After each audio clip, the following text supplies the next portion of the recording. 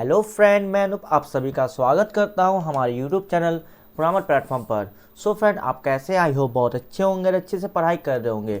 तो चलिए फ्रेंड, आज का हम लोग सेशन स्टार्ट करते हैं, जो कि है एमसीक्यू प्रैक्टिस सेट 4 क्लास 12 और 11 के लिए।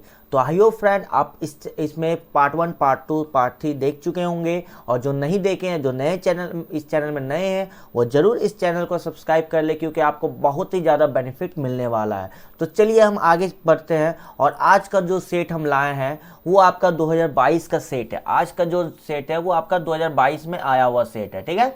तो चलिए, पहला क्वेश्चन 46 नहीं है, 46 से पहले भी मैं आपको बता चुका हूं, तो आई होप उसको देख लीजिएगा। चलिए, पहला question, in C++ and identifier can not contain. इसमें सिंपल से पूछा जा रहा है कि जो आइडेंटिफायर होता है उसमें क्या कंटेन इसमें से नहीं होता है। Blank space, decimal point, hyphen, all of this.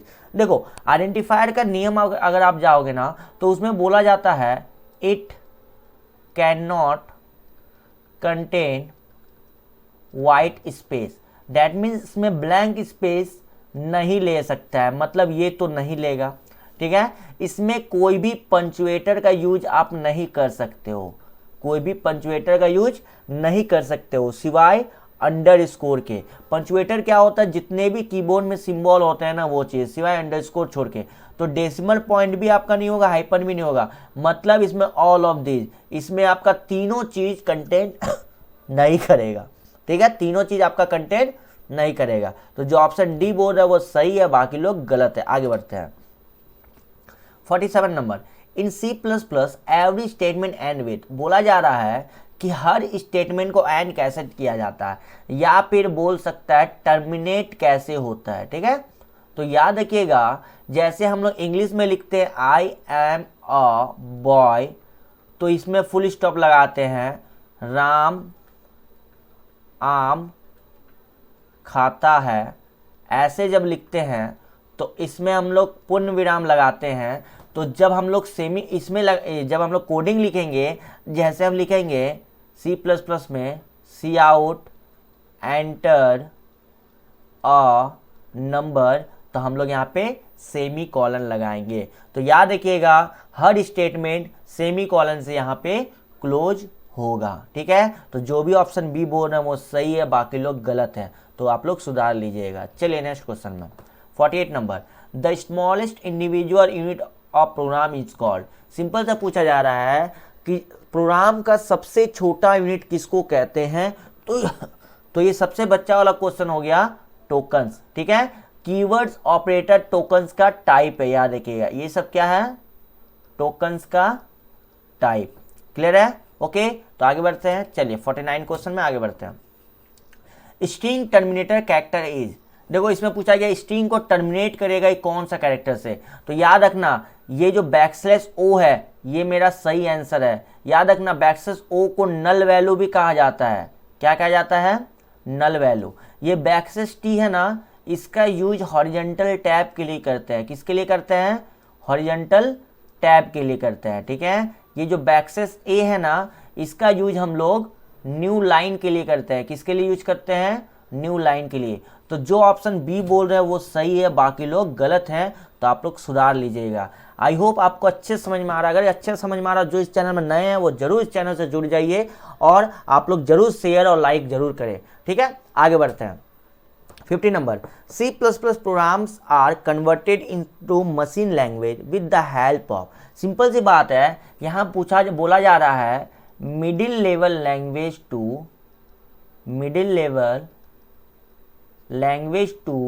Machine level language, या लो लेवल लैंग्वेज। लो बोलो या मशीन बोलो, बात बराबर है, ठीक है। इसको बोलते हैं ना, बतिया सेम डिफरेंट वाइज तनी मनी, तो वही चीज है, ठीक है।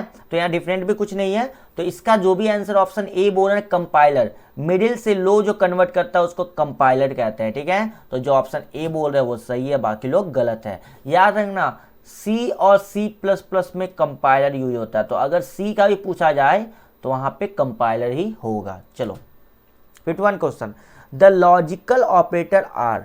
इसमें से लॉजिकल ऑपरेटर कौन सा है, ठीक है। Option A, option B, option C, option D. देखो भैया, लॉजिकल ऑपरेटर क्या होता है ना, ये वाला सिंबल, ये वाला सिंबल, ये वाला सिंबल, इसको कहते हैं एंड, इसको कहते हैं और इसको कहते हैं नॉट, याद रखना, ठीक है। तो इसमें नन ऑफ दिस जो बोल रहे हैं वो सही है। ये जो सी वाला है ना, इसको हम लोग कहते हैं टर्नरी ऑपरेटर। क्या कहते हैं?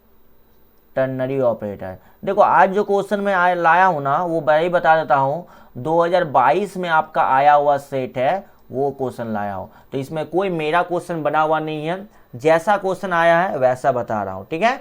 बस मैं आंसर को एक्सप्लेन कर रहा हूँ और क्वेश्चन को समझा रहा हूँ, ठीक है। तो अच्छा, आई होप आपको अच्छा लग रहा होगा। तो चलिए, in C++ programming backslash T is use for. Backslash T किसका यूज है? Line break, vertical tab, horizontal tab, none of the. भैया लाइन ब्रेक को ही तो न्यू लाइन कह सकते हैं, तो इसके लिए बैकस्लैश एन लगाएंगे। वर्टिकल टैब को बैकस्लैश भी लगाएंगे। हॉरिजॉन्टल टैब के लिए बैकस्लैश टी लगाएंगे। तो बैकस्लैश टी ही पूछा था ना, जो भी ऑप्शन सी बोल रहे हैं वो सही है, बाकी लोग गलत है, ठीक है। तो चलिए नेक्स्ट क्वेश्चन में बढ़ते हैं। 53, the keyword use to define a structure is. देखो इस पूछ रहा है कि स्ट्रक्चर के लिए कौन सा कीवर्ड का यूज करते हैं। तो स्ट्रक्चर के लिए हम लोग स्ट्रक्ट कीवर्ड का यूज करते हैं। किसका यूज करेंगे? स्ट्रक्ट ए। तो ये मेरा स्ट्रक्चर हो गया, क्लियर है। तो ऑप्शन सी इसका सही राइट आंसर है। चलो आगे बढ़ते हैं। 54 नंबर, in C++ programming strlen function is use to. आप लोग strlen का आंसर दो, हम बाकी सबका देते हैं। देखो कॉपी टू स्ट्रिंग, इसका मतलब क्या हुआ ना, दो कॉपी करने के लिए, तो वहां पे हम लोग को strcmp का यूज होता है, सॉरी cpy का यूज होता है, ठीक है। strcpy का यूज होता है, ठीक है। इसका हो जाएगा strcpy, ठीक है। अब जब cmp इसका पूछेगा ना कंपेयर का, तो वहां यूज करोगे strcmp, ठीक है।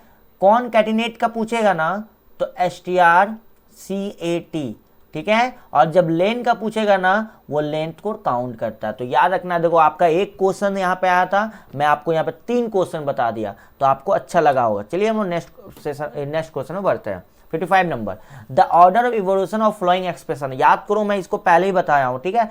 कुछ नहीं करना है, जैसे ऑर्डर लिखा है वैसे वैसे लिखो, प्लस माइनस मल्टीप्लाई डिवाइड। ये ऑप्शन किस में आ रहा है? ये ऑप्शन बी में आ रहा है। तो जो भी बी बोल रहे हैं वो सही है, बाकी लोग रॉन्ग है। आगे बढ़ते हैं। चलिए 56 number, what will be the output of the following statement. अब ये क्वेश्चन देख के सबको लकवा लग जाएगा। ये भी क्वेश्चन कुछ नहीं है, ये क्वेश्चन टर्नरी ऑपरेटर का क्वेश्चन पूछ दिया। आप सुन लो भैया, टर्नरी ऑपरेटर क्या, देखो a बराबर 20 है, a बराबर 20 है। अब क्या बोल रहा है?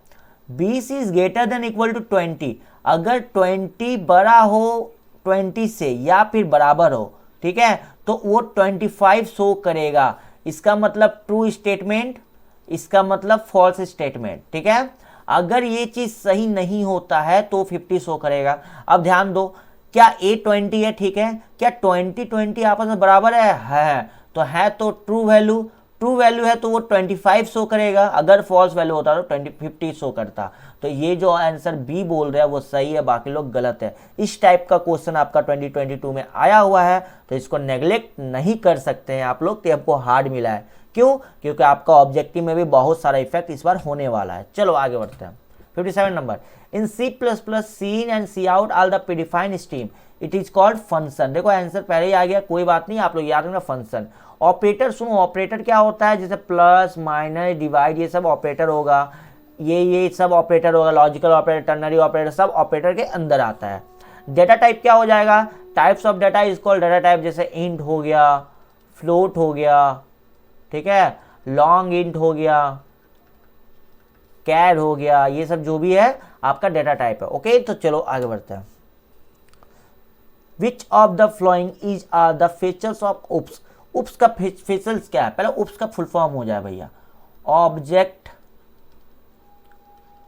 ओरिएंटेड प्रोग्रामिंग सिस्टम, ठीक है। उप्स का ये कॉन्सेप्ट हो गया, उप्स का सॉरी फुल फॉर्म हो गया। और उप्स में एब्स्ट्रैक्शन भी आता है, इनकैप्सुलेशन भी आता है, इनहेरिटेंस भी आता है। जो भी ऑप्शन डी बोल रहे हैं वो सही है, बाकी लोग गलत, बाकी लोग गलत है। याद रखना, इनकैप्सुलेशन, इनहेरिटेंस, एब्स्ट्रैक्शन, तीनों में से कुछ ना कुछ आपको सब्जेक्टिव क्वेश्चन में भी देखने को मिलेगा। तो आप लोग यहाँ पे नेग्लेक्ट नहीं कीजिएगा, इसका डिफिनेशन भी याद रखिएगा। खासकर इंकैप्सुलेशन को, the wrapping of the single data into the function is called encapsulation. तो इंकैप्सुलेशन का भी आपको याद रखना पड़ेगा। Option D. चलो आगे बढ़ते हैं। Arranging element of an array in specific order is called, क्या बताया अभी इंकैप्सुलेशन। चलो, wrapping of data into a function in a single unit, ठीक है, is called encapsulation. Arranging element of an array in specific order is called, देखो भैया arranging element, arrange करने बोल रहे हैं, अरेंज किस में आता है, सॉर्टिंग में आएगा। सॉर्टिंग में ही ना हम लोग अरेंज करते हैं, जो भी ऑप्शन बी बोल रहे हैं वो सही है, बाकी लोग गलत। सर्च में हम लोग को फाइंड का ऑप्शन आएगा, ठीक है, और डिलीटिंग में हमको रिमूव का आंसर आएगा। जब रिमूव का बात आएगा तो हम लोग डिलीटिंग का यूज करेंगे, जब फाइंड का बात आएगा तो हम लोग सर्चिंग का यूज करेंगे। जो भी ऑप्शन बी बोल रहे हैं वो सही है, बाकी लोग गलत है। And last question, by default the member of class are, सुन लो ये जो तीनों है ना इसको एक्सेस स्पेसिफायर भी कहते हैं। और याद रखना है जो बाय डिफॉल्ट मेंबर होगा वो पब्लिक में होगा, किस में होगा, पब्लिक में। अब सुनो, पब्लिक, प्राइवेट, प्रोटेक्टेड क्या होता है सुन लो थोड़ा सा, ठीक है। पब्लिक मतलब क्या हुआ, सबके लिए पब्लिकली होगा। प्राइवेट मतलब रेस्ट्रिक्शन लग गया पूरा। प्रोटेक्टेड मतलब भी रेस्ट्रिक्शन लग गया। लेकिन आपसे पूछा जाता प्राइवेट और प्रोटेक्टेड में डिफरेंस क्या है, तो सुन लो भैया, प्राइवेट में इनहेरिटेंस का प्रॉपर्टीज कभी नहीं लगता है, प्रोटेक्टेड में इनहेरिटेंस का प्रॉपर्टीज लग सकता है। तो यही सबसे बड़ा डिफरेंस है। तो जो भी ऑप्शन ए बोल रहा है वो सही है, बाकी लोग रॉन्ग है। थैंक यू, आप लोग इतना देर मेरे साथ जुड़े रहे। बहुत छोटा वीडियो बना हुआ है, आप जरूर देखें एंडिंग तक, और इसके लिए थैंक यू, इतना देर तक जुड़े रहे। और आप जरूर सब्सक्राइब करें इस चैनल में न्यू है तो, और आप लोग जरूर शेयर, लाइक, कमेंट करें और हमको बताएं कैसा लगा क्लास। चलिए हम लोग नेक्स्ट सेशन में मिलते हैं, तब तक के लिए थैंक यू।